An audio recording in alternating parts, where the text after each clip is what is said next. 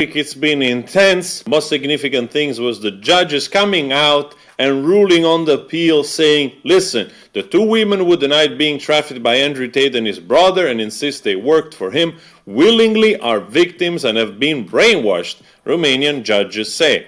This is mind-blowing, absolutely. The two women both claim that they worked voluntarily for Andrew and Tristan Tate, but a report prepared by clinical psychologists said they were both left with trauma and did not recognize that they were being exploited. I want to know what kind of psychologist had that much access to those women to come to this conclusion that it's actually good psychologist. So let's listen to Beatrice herself and also Bruce Rivers, the criminal lawyer.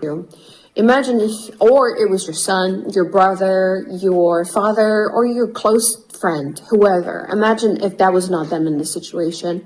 How outraged would you be if this happened to them? How outraged would you be if your son got taken to jail while they have no evidence against him and he got now 2 months to be sitting in a jail? Because that's what's happening right now. They've been sitting there for 30 days in a jail with no evidence, and they extended it for another 30 days. So imagine how outraged and mad would you be if this happened to your son or your brother. They're keeping him in there with no evidence, and they're just extending the dates of the trial of the court because they have no evidence, and this is just a massive violation against human rights. Imagine how mad and how outraged would you and your friend and your entire family be if to see this injustice. Now, forget about the fact that it's Andrew and Tristan Tate.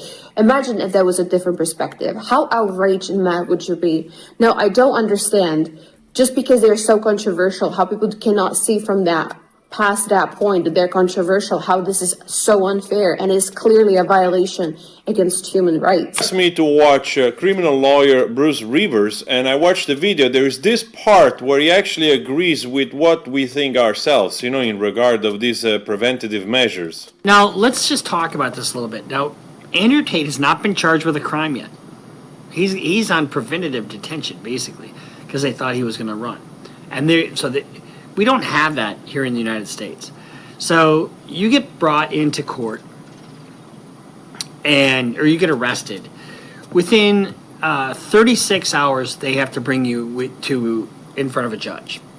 Okay, in some states it's 48, but mostly they have to bring you in before a judge within 36 to 48 hours. Once they bring you in, the judge has to do one of two things. You have to be charged with a crime and then offered conditions of release. Unless it's federal, and there are certain kinds of federal crimes, and certain states favor detention on certain crimes. But you're at least charged, so you can start defending yourself.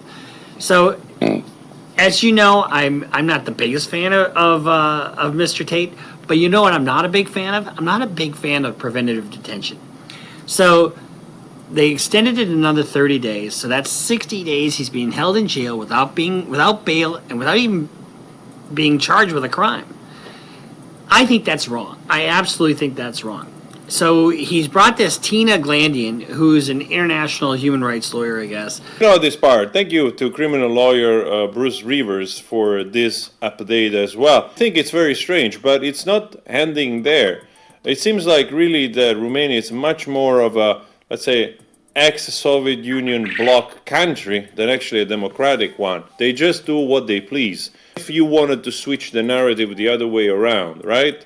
Like they're saying, like, listen, we know better, women, so go back to the kitchen and let us do our job, because that's what we decided. So maybe it turns out that the judges have something in common with Andrew Tate after all. It really doesn't end there. Now this article just came out, and I already read it, so I'm gonna just make it short for you. Basically, they seized other assets, this time in cryptocurrencies, supposedly probably Tristan Tate at the wallet on Binance Exchange, and he had several Bitcoin, 16.1, which is right now at the value of around $294,000. But not only, they also seized other assets, including a ton of watches.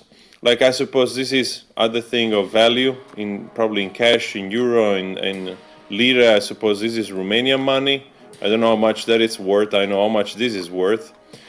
And an array of watches, and also some other things like including a little bit of gold. So guys, I think Andrew Tate and brother made a huge mistake in underestimating the corruption in Romania, because that only works, if it's true, if you have connection throughout the network. Not only on, let's say, on the more criminal spectrum, right?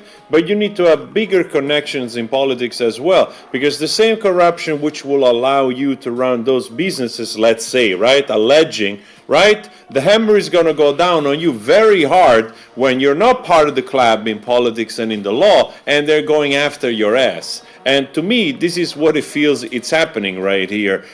This is an article that came out a few days ago, and it basically the husband on the former head of DICA that unfortunately passed away, but the Minister of Justice made the mistake of basically informing that he was acquitted basically 1 month before that happened, right here. On January 18, Cătălin Predu stated in an interview that the sentence in Dan's house case would be acquittal. The minister made a mistake because the respective case is still being judged and the next term is scheduled for February 7. We consider that Mr. Predu, this was coming from citizen NGOs, far exceeded his duties as a minister, and the whole evolution of the fact raises reasonable suspicion about an attempt to cover up a political intervention in justice. Under this condition, we consider that Mr. Predu is morally incompatible with the position of Minister of Justice, and we request his immediate resignation.